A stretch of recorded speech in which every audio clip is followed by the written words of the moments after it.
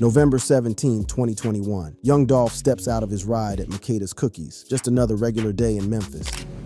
So Dolph? Yes, sir. But that final moment, caught on camera, would soon become key evidence in a murder many believe was planned. And what it reveals leads to a name you've definitely heard before. I've got all the details. Let's get into it. Young Dolph's final moments turned into evidence that shook Memphis.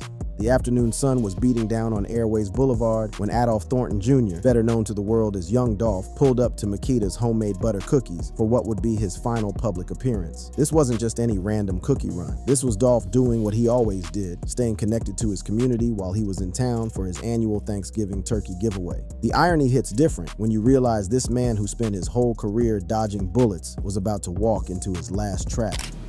So Dolph? Yes, sir.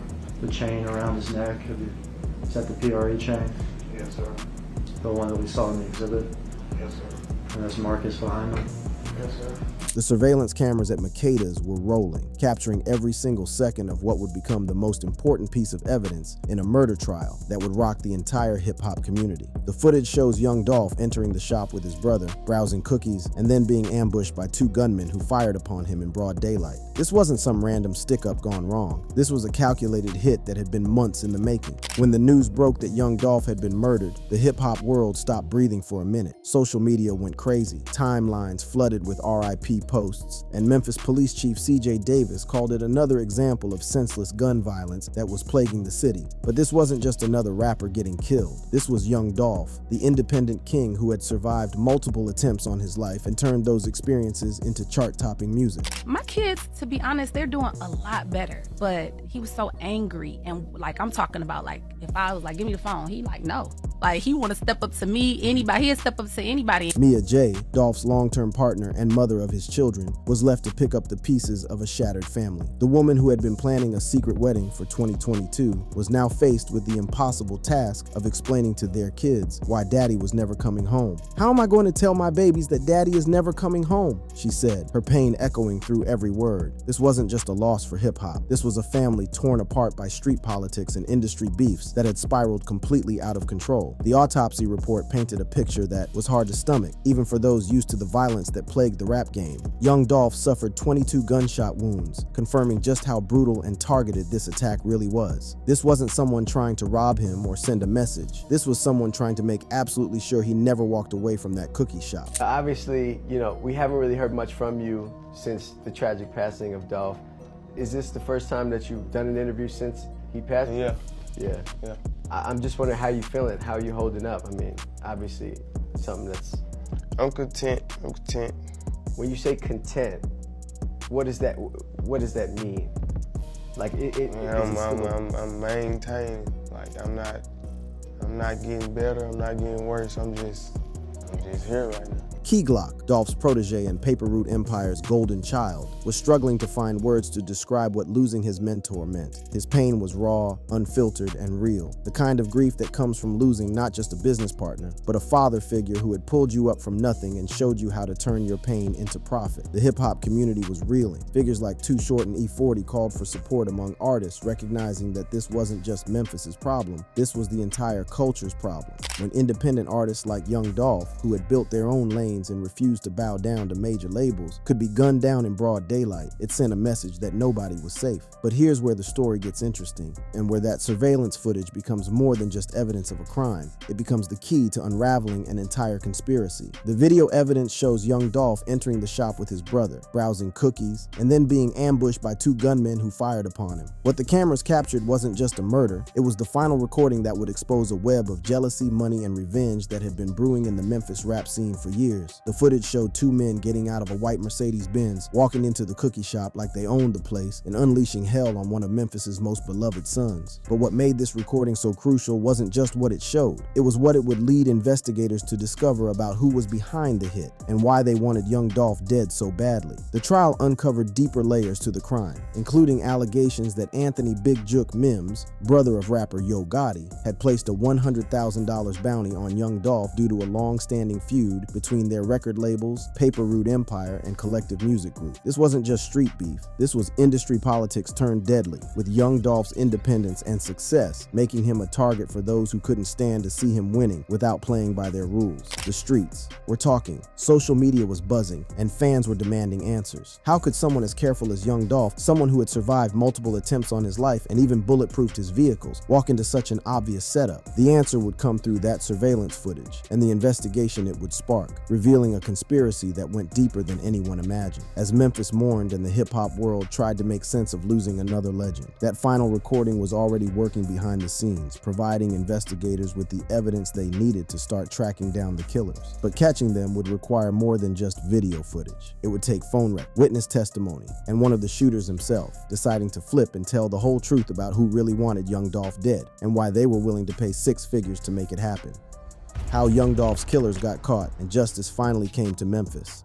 The Memphis Police Department wasn't playing games when it came to finding young Dolph's killers. They released surveillance footage to the public on November 18th, 2021, just one day after the murder, showing 2 armed suspects exiting that white 2-door Mercedes-Benz and walking into Makeda's Cookies like they were on a mission. The streets were watching, the community was heated, and everybody knew that whoever did this to Dolph had to pay. The investigation moved fast because that surveillance footage was pure gold. You could see everything: the car pulling up, the 2 shooters getting out, and the whole tragic scene playing out in broad daylight. But what really broke the case wide open was when investigators used phone records to establish connections between the suspects, creating a web of evidence that would eventually lead them straight to the doorsteps of everyone involved in this conspiracy. The first domino to fall was Cornelia Smith, who got arrested on December 9th, 2021 in South Haven on an auto theft warrant for the stolen Mercedes used in the shooting. This wasn't some mastermind criminal. This was a street dude who made sloppy mistakes and left a trail of evidence that led right back to him. When they caught him with that stolen whip, they knew they had one of their shooters. Then came the big fish. Justin Johnson was arrested on January 11, 2022 in Indiana by the U.S. Marshal Service. This dude thought he could run to another state and lay low, but when you're wanted for murdering one of the South's biggest independent rappers, there's nowhere to hide. The feds were on his trail, and they brought him back to Memphis to face the music. But the most interesting arrest was Hernandez Govan, who got picked up on November 10, 2022, and was accused of masterminding the whole conspiracy. This man allegedly orchestrated the entire hit, and when they finally got him, the pieces of the puzzle started coming together in ways that shocked even the most street-smart observers of the Memphis rap scene. The trial that followed was like something straight out of a crime movie. Justin Johnson's trial began on September 23, 2024, and lasted 4 days, with a jury brought in from Nashville because the local media coverage was so intense that finding unbiased jurors in Memphis was basically impossible. The whole city was watching, waiting to see if justice would finally be served for their fallen king. The prosecution came with receipts, and they weren't holding back. They had that surveillance footage. They had phone records showing connections between all the suspects, and most importantly, they had Cornelia Smith ready to testify against his co-conspirator. This is where the streets learned just how dirty this whole situation really was. When Smith took the stand, he spilled everything. He testified that he and Johnson were hired for the hit and promised $40,000 each, but he admitted receiving only $800 before his arrest. Imagine that. These dudes threw their lives away for what amounted to pocket change compared to what they were promised. Smith claimed that Hernandez Govan recruited them on behalf of Big Juke, who allegedly offered a $100,000 hit on Dolph or his label's artists. The testimony got even wilder when Smith revealed that CMG allegedly paid $50,000 for his legal fees, suggesting a direct connection between Yo Gotti's label and the murder plot. This wasn't just street beef anymore. This was industry money being used to eliminate competition, and it was all coming out in open court for the world to see. The defense tried their best to poke holes in the prosecution's case. Johnson's attorney argued that his DNA was not found in the Mercedes and that the guns used were not recovered. They tried to paint Smith as an unreliable witness who was lying to save his own skin. But the combination of video evidence, phone records, and Smith's detailed testimony was too much to overcome. On September 26, 2024, after about 4 hours of deliberation, Johnson was found guilty on all counts: first-degree murder, conspiracy to commit first-degree murder, and being a convicted felon in possession of a handgun. The courtroom erupted when the verdict was read. Finally, someone was going to pay for taking young Dolph away from Memphis. But the sentencing was where Judge Jennifer Mitchell really sent a message to anyone thinking about following in Johnson's footsteps. She sentenced him to life in prison for the murder charge, with the possibility of parole. Then, just to make sure he understood the gravity of what he had done, she added 35 years for conspiracy and 15 years for the handgun charge, all to be served concurrently. Judge Mitchell didn't mince words when she explained the reasoning behind the sentence. She noted that the crimes were committed for greed, money, and fame.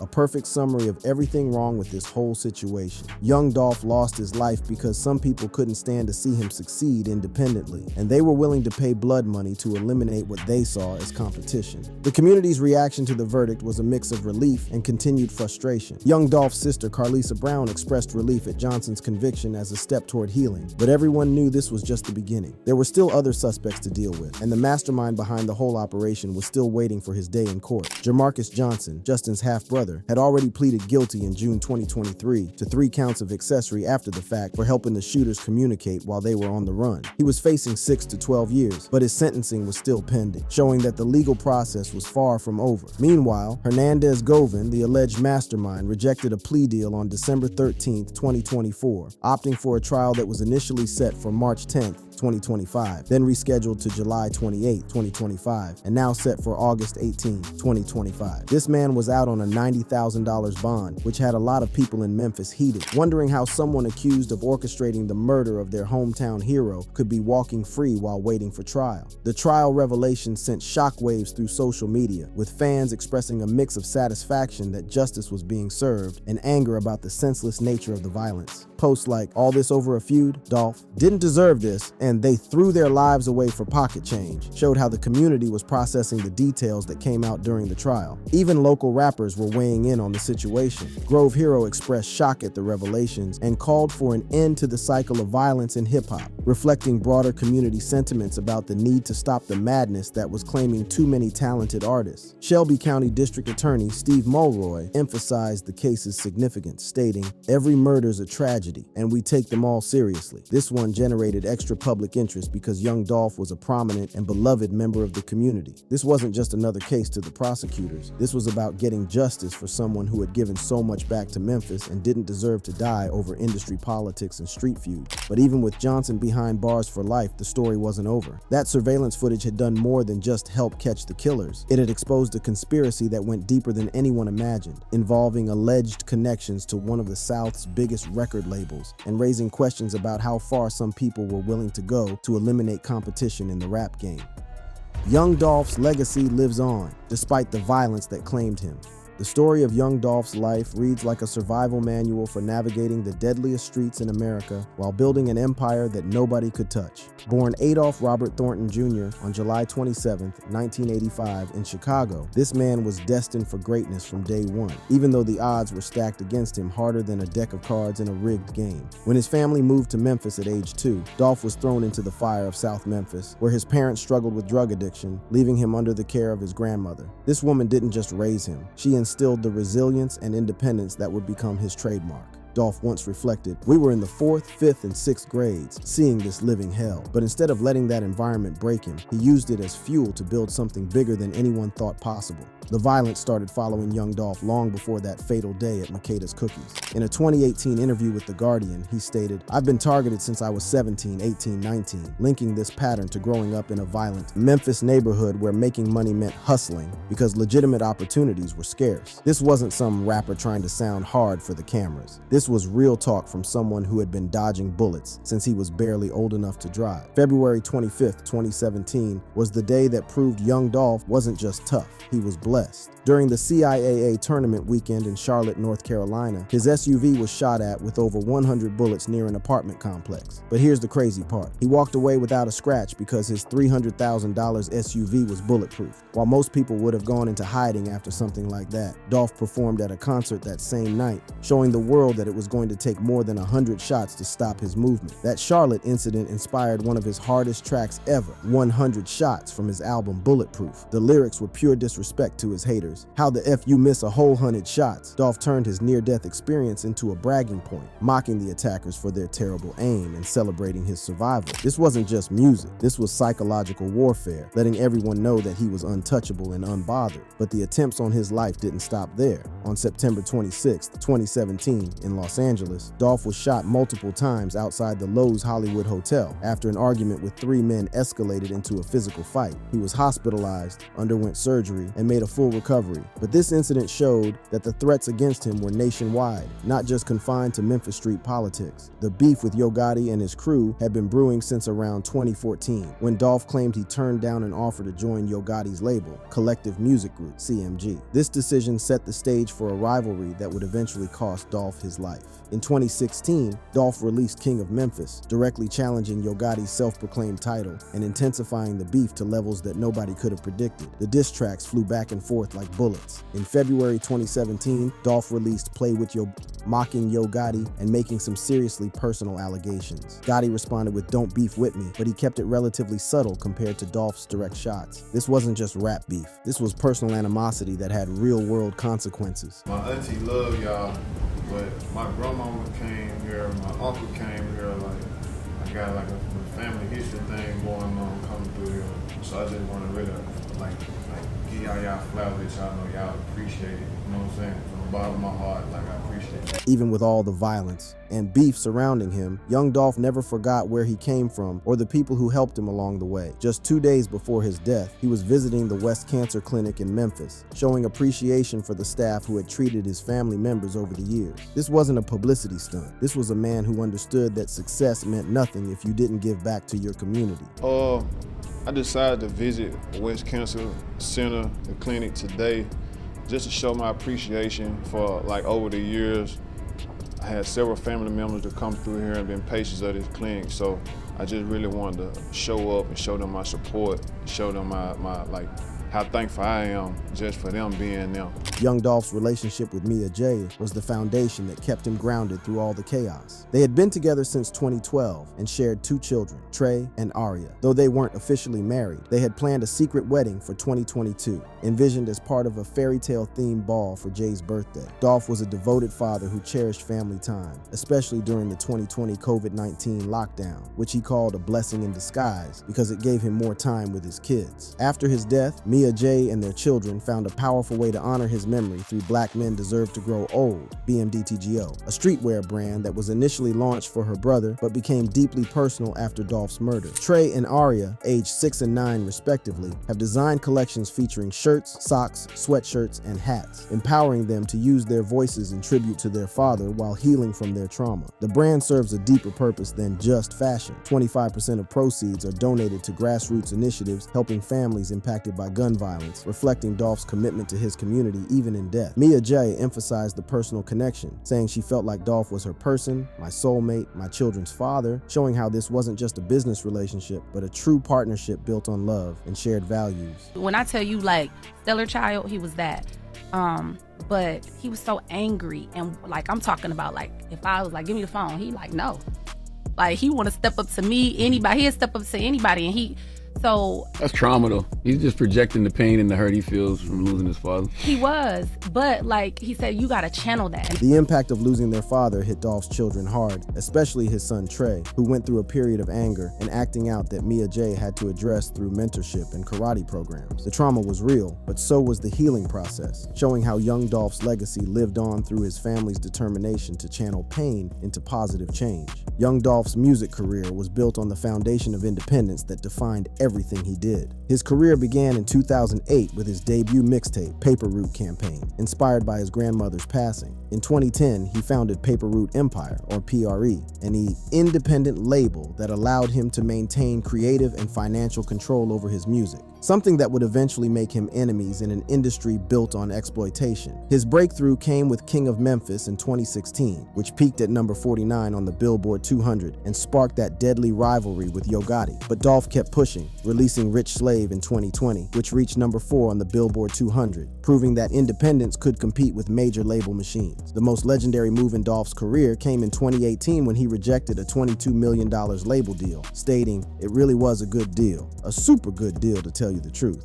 but it's just I see something else." That something else was the vision of building his own empire, keeping ownership of his masters, and showing other artists that they didn't have to sign their lives away to make it in the music business. His collaborations with artists like Key Glock, OT Genesis, and Gucci Mane showcased his distinctive deep voice and energetic delivery, but it was his commitment to independence that made him a target. In an industry where major labels control most of the money and power, Young Dolph's success outside their system was seen as a threat that needed to be eliminated. The legacy Young Dolph left behind extends far beyond his music. Through Paper Route Empire, the Ida Mae Foundation supporting community initiatives, and recognitions like the proposed Adolph Thornton Day of Service on November 17th, his impact on Memphis and the broader hip-hop community continues to grow. A street in Memphis was renamed Adolph Young Dolph Thornton Jr., Avenue cementing his place in the city's history as more than just a rapper, as a community leader who never forgot his roots. The feud that ultimately cost Young Dolph his life involved more than just Yo Gotti's crew. Black Youngsta, as a CMG artist, had his own issues with Dolph tied to the larger rivalry. In 2016, he released Shake Some, Young Dolph Diss, and was involved in that Charlotte shooting, though charges were dropped due to lack of evidence. Even Soulja Boy got into it with Dolph in November 2021, just weeks before his death, showing how these industry beefs could spread like wildfire across the hip-hop community. But what made Young Dolph special wasn't just his ability to survive in a dangerous environment. It was his refusal to let that environment change who he was at his core. He remained committed to his family, his community, and his principles, even when it would have been easier and safer to compromise. He was known for his philanthropy and community engagement, including those annual Thanksgiving turkey giveaways that brought him back to Memphis on that fatal November day. The surveillance footage from Makeda's Cookies became more than just evidence in a murder trial. It became a symbol of how violence was destroying the hip-hop community from within. The final recording changed everything by delivering the evidence needed to secure a conviction, offering closure to those mourning Young Dolph while highlighting the critical role of technology in modern crime solving. Do you feel like sometimes you just catch yourself stuck, maybe in a cycle, just of emotion? All the time. I can't shake it, bro. I can't ignore it. I ain't gonna lie. The pain in Key Glock's voice when he talked about losing his mentor shows the human cost of this violence. This wasn't just about losing a business partner. This was about losing family, losing a father figure, losing someone who had shown him how to turn his pain into profit and his struggles into success. As the case remains active, with other suspects, including Hernandez Govan, still facing trial, the full narrative of Young Dolph's murder continues to unfold. But what's already clear is that his death represented more than just another rapper getting killed. It was the elimination of a symbol of independence and community empowerment that threatened those who profit from keeping artists dependent and communities divided. Young Dolph's story is ultimately one of triumph over tragedy, even in death. He built an empire on his own terms, stayed true to his values despite constant threats, and left behind a legacy that continues to inspire artists to maintain their independence and communities to demand better for their children. That final recording at Makeda's Cookies changed everything because it exposed the conspiracy that killed him, but more importantly, it preserved the memory of a man who refused to bow down to anyone and paid the ultimate price for that refusal. The streets of Memphis still miss their king. The hip-hop community still mourns one of its most authentic voices. And somewhere, two kids are growing up designing clothes in their father's memory while learning that black men deserve to grow old. Young Dolph's final recording didn't just help catch his killers. It immortalized the legacy of a man who showed the world what real independence looks like, even when that independence costs you everything. We've come to the end, people. For more of such content, be sure to click on the card showing on the screen.